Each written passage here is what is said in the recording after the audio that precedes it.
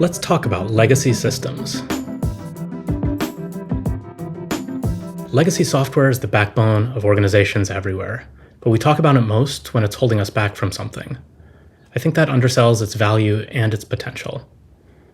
In this video, I'll show you how to make the most of your legacy technology to drive growth, using strategies from 8th Flight's new guidebook, Keeping Legacy Systems Successful.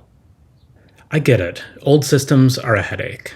The integration issues, outdated APIs, endless maintenance costs, security holes, it can be overwhelming. But here's the thing. The only systems that get to have a legacy are those which have been around for a long time. Legacy systems are still around because they still drive value. They can be critical to keeping your core operations running day in and day out. And as frustrating as they can be to maintain, we can't just rip them out entirely. We need a strategic approach to recognize and preserve their value, while making them more maintainable along the way. If we're going to get a handle on the situation and make improvements, we need to start with a full diagnostic.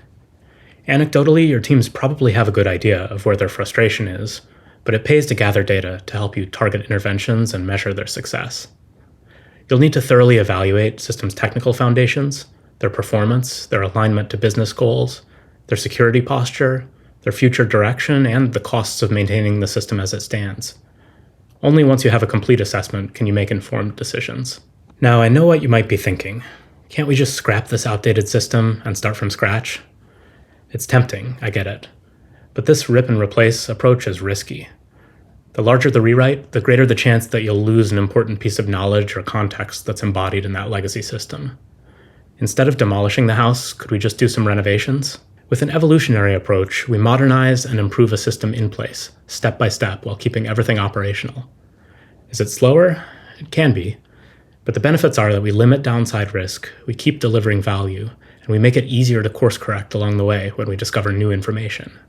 How do we actually make this evolutionary approach work in practice? Here are some of the key strategies that have helped our teams succeed. First, we have to deeply understand the current system's operation through techniques like user research and characterization testing. When rewrites make sense, we try to keep them small. Bounded rewrites take calculated risks, replacing one component at a time while keeping the rest in place. This takes careful attention to the seams between systems, and sometimes demands some upfront refactoring, but it lets us explore new approaches without taking undue risk. We also have to agree on a healthy, steady state, the minimum baseline that we accept for non-critical areas while we focus on the important parts. And alongside these steps, we need to continuously pay down technical debt through refactoring. We want each improvement to support faster future changes, not slow us down. When we do introduce new tools or tech stacks, we try to look at proven, time-tested technologies, at least as a default. It's great to innovate and experiment as long as it's on purpose, so we try to spend the complexity budget wisely. Working with legacy systems isn't always a walk in the park, I'll admit it. Unconstrained greenfield development usually feels a lot easier. But for most companies, the value in legacy software is not just in the feature set. It's in the way that it wires to the rest of the organization. It's in the processes. It's in the system's embedded understanding of how things work in its own domain. And this is where the evolutionary approach wins. By being strategic and taking it step by step, you can actually get a handle on these legacy systems.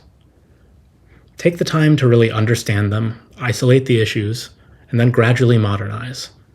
This way you can tap into the new capabilities that you seek, while limiting the potential for disrupting a successful system. For more information on how you can keep your legacy systems successful, check out the free guide and worksheet in the description of this video. At 8th Flight, we've helped countless organizations navigate the complexities of legacy system maintenance and modernization, helping them achieve their full potential for growth and innovation.